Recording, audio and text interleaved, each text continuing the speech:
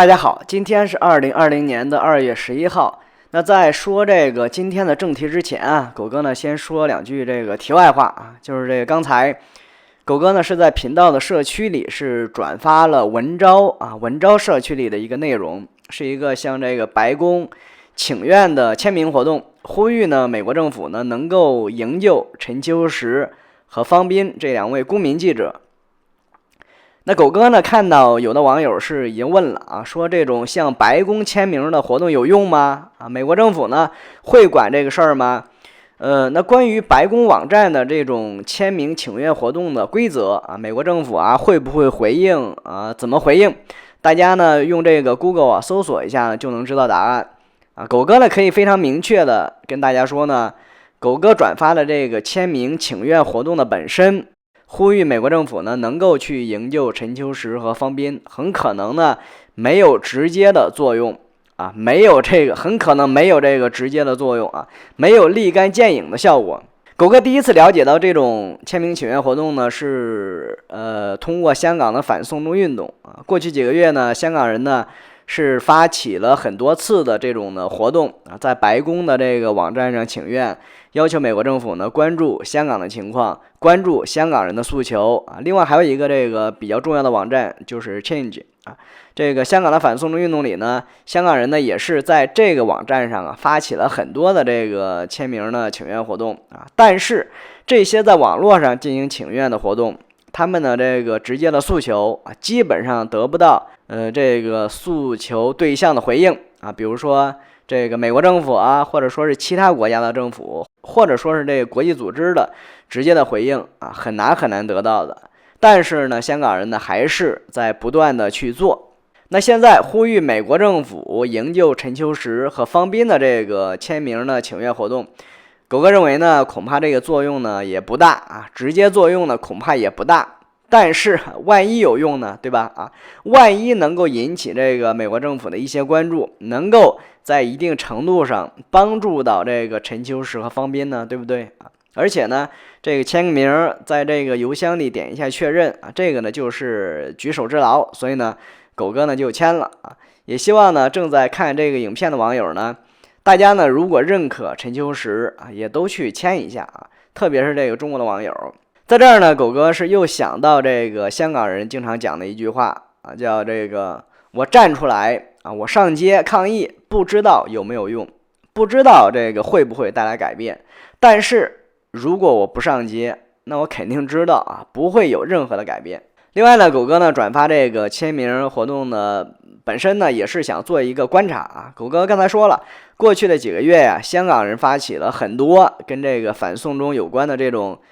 签名的请愿活动，而且呢经常可以在很短的时间里，比如说1-2天之内，甚至说在几个小时之内，这个签名的人数就能突破10万人。所以呢，这次的营救陈秋实方斌这个签名的请愿活动，狗哥呢进行转发，其实呢也是想观察一下这个中国人对于社会公益，对于其他人命运的这种关注跟香港人有多大的差别。那中国网友的这个人口的基数要比香港人大太多多太多，所以呢现在呢狗哥就想看一下要花多长时间，这个签名的人数呢能够突破10万，或者说是到最后根本就达不到10万不管最后的结果如何吧，现在呢狗哥可以肯定应该可以肯定的一点，就是这个签名人数的速度肯定是比不上香港人这个呢就是两地公民社会状态的这个巨大的差距在关注这个社会公益，在关注其他人命运这方面，中国人和香港人差了太多。好了，那下边呢跟大家聊今天的这个主要的话题，就是中国最高领导人习近平狗哥呢对习近平的一些新的看法。最新的一个消息是，美国总统川普呢在昨天2月10号，他是透露了最近呢习近平跟他打电话的一个内容。那习近平跟川普通电话是在2月7号，主要内容呢应该还是关于这个中美贸易协议。现在呢中国呢是要这个应付武汉肺炎的疫情，是焦头烂额一团乱麻，所以呢这个习近平给川普打电话主要呢就是希望川普呢能够通融一点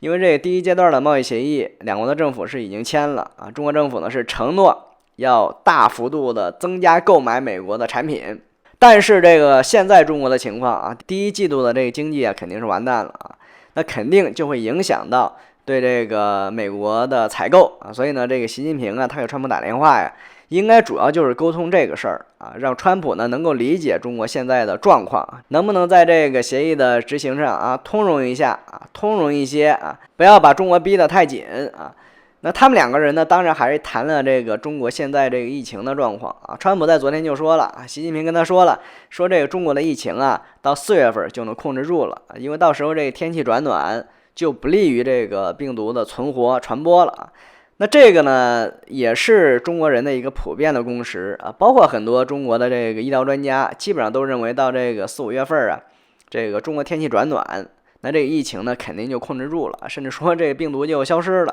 但是啊，这两天这个世界卫生组织啊，世卫组织的菲律宾的分部，他们发了一个最新的消息啊，又是让很多人又很担心啊。那这个消息说呢，武汉肺炎的病毒在炎热湿润的气候里也能传播。那这个评估就显然跟这个中国人普遍有的共识它是矛盾的啊，跟习近平的认知跟他的说法也是矛盾的。然后这个很多的中国人只要稍微想一下啊，就会恍然大悟一个状况啊，什么状况呢？大家呢就可以想到啊，现在在这个东南亚国家，在泰国、在新加坡，都是已经出现了这个武汉肺炎人传人的状况。但是这些国家现在不就是这个啊气温高、湿热的环境吗？啊，都是这个20-30度的气温，比中国大部分地区到这个4月份到5月份这个温度还要高。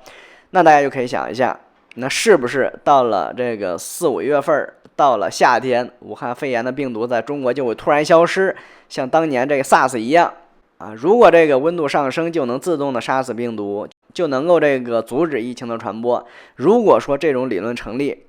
那这个好像是解释不了现在泰国、新加坡呀、香港人传人的这个状况。狗哥说这一点啊，就是想说明这个习近平啊，他对这场肺炎疫情的认知是不是太简单了、太乐观了？当然，他的这种认知啊，肯定是来自他的这个智囊的团队啊，负责向他提供情况、向他提供政策建议的啊，这些中国的这个医疗专家他们说的。但是呢，你这些所谓的智囊专家是不是都在投其所好啊？你知道最高领导人想听什么，所以呢，这些所谓的智囊专家他就扔掉了他的这个专业性、客观性。只捡领导人喜欢听的说啊，那这种情况呢也是非常有可能的。今天呢，狗哥呢主要就是聊对习近平一些新的看法啊。在以前的这个影片里呢，狗哥说过啊，习近平这个人他的这个世界观其实呢是跟这个时代啊是完全脱节的啊。他是出生在1953年，他这一代中国人年轻的时候啊经历了什么啊？有哪些经历？大家呢应该都知道啊。中国的网友呢，大家呢可以观察一下自己身边的、自己的这个家庭中的，或者说是这个工作环境里的啊，公司里的这个50年代出生的中国人，那他们是一种什么样的知识结构啊？他们获得信息的能力、鉴别信息的能力啊，大家呢都可以观察一下。当然了，他们这一代人其中呢也有很多啊，有很多这个具有独立思考能力的人，但是呢，从整体上来说，出生于这个1950年代的中国人，他的视野啊都是相对来说比较狭隘的，自卑，但是呢又很自大，基本上没有鉴别这个信息真伪的能力啊，所以呢，他们呢总是会做出一些错误的判断啊。那习近平他也是有这种特点啊，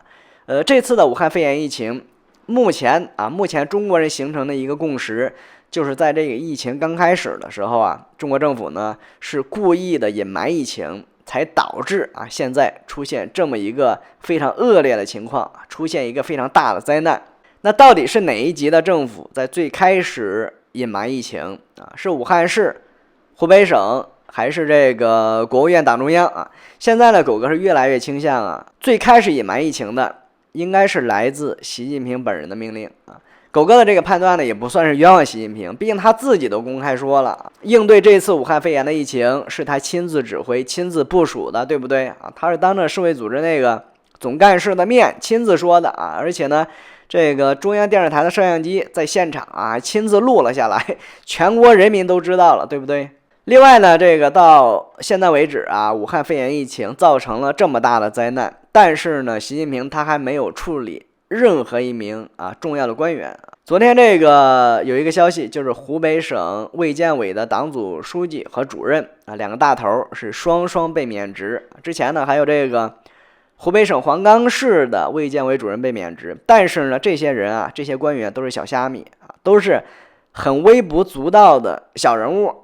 到现在为止，这个武汉人、湖北人最痛恨的这个所谓的四人帮F4还没有被免职，就是这个湖北省委书记、湖北省长武汉市委书记、武汉市长这4个人。特别是这个武汉的市长周先旺在接受这个 CCTV 采访的时候都这个明显甩锅了，把锅呢甩给湖北省政府，甚至说是这个国务院党中央了。但是呢到现在为止，他们呢还是在为人民服务还是奋战在这个抗击病毒疫情的第 N 线到目前为止呢，习近平呢还是没有对他们动刀子。那大家呢就可以想一下，为什么？是不是在中国高层都知道这场疫情呢是习主席亲自指挥、亲自部署湖北省武汉市的这些官员呢，其实刚开始没有怎么隐瞒，都是习近平亲自拍板隐瞒的。所以呢，习近平呢也就不好这个悍然的拿他们当替罪羊湖北 F4这4个官员迟早是要完蛋的他们呢肯定也是罪有应得。但是呢，习近平一直不下手，那狗哥就认为就可以证明他不太好处理这4个人因为这个隐瞒疫情其实是来自这个习近平本人。那这个呢，其实就是反映了习近平治国理政的这个真实的能力他对危机事件的判断能力是很差的他决定隐瞒这个疫情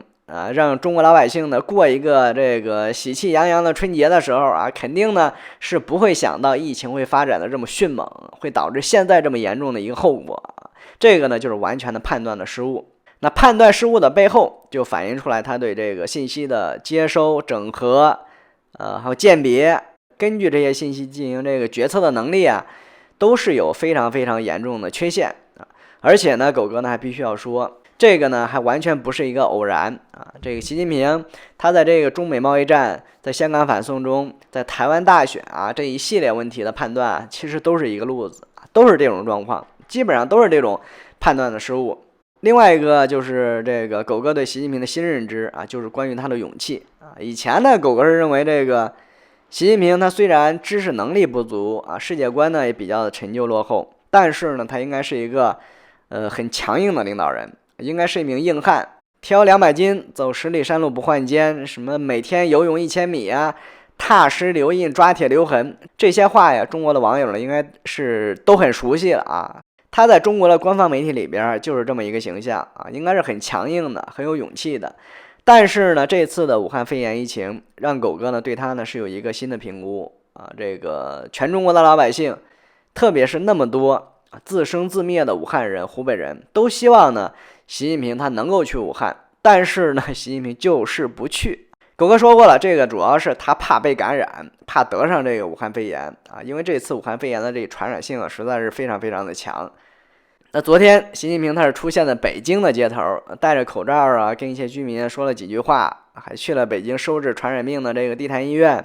还有朝阳区的疾控中心昨天他跟这些医护人员的沟通都是通过视频通话的方式包括跟这个武汉的金银潭医院的医生护士进行视频连线那他的这些状况大家呢就可以想一下一方面中国政府宣传这个可防可控，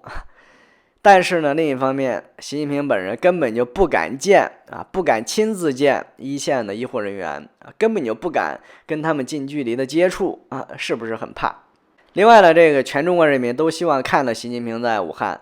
在牛逼哄哄的什么火神山雷神山在方舱医院希望看到习主席这个给全国人民打鸡血，但是呢，习近平就是不去实在不行了，他就出来在北京溜达了一小圈那他的这个状况真的是让狗哥对他的勇气必须要进行一个再评估。好了，今天就聊这么多吧，非常感谢大家的观看，也欢迎大家点赞、评论、转发、分享狗哥的这个影片，咱们下期再见，拜拜。